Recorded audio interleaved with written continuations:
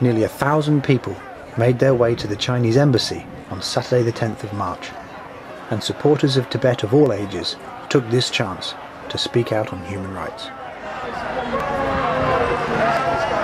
It's important to me because I am aware of the lack of human rights in Tibet at the moment, and I think that it's important that other people are aware so that they can raise the issue at Parliament, government. This year people are saying this is a very important year because of all of the Tibetans who have been setting themselves on fire. I was in India recently actually with my school, and there were a lot of posters around Dharamsala in the Himalayas, in the lower Himalaya parts, about the issue. And I think really it's a cry for help, and they are trying to raise awareness themselves, and that's exactly what we're trying to do here as well. Settling down outside the embassy, Tibetan culture itself took over the street for a few hours.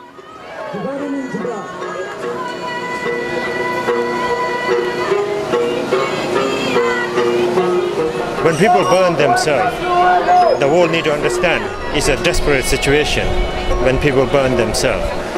And the worrying thing is all the international community, especially Britain, seems to be quite silent because of the business interests, and the human rights seems to be going under the table, and the business checks have been passing on top of the table. And but still we have got some support.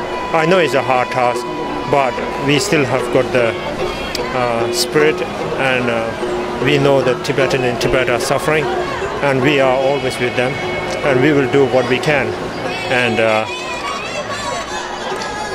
And not only me, every Tibetan across the world are doing something. So hopefully we can make a difference.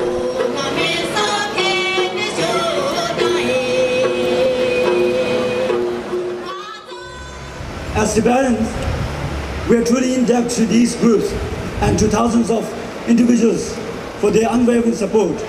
And I'm sure one day we will celebrate Free Tibet together. Once the speeches were over, I spoke to Stephanie Brigden of Free Tibet and asked her about the current crisis in Tibet. People watching the immolations, people watching them set fire to themselves, they're not going to know what it's about. Why are they doing this?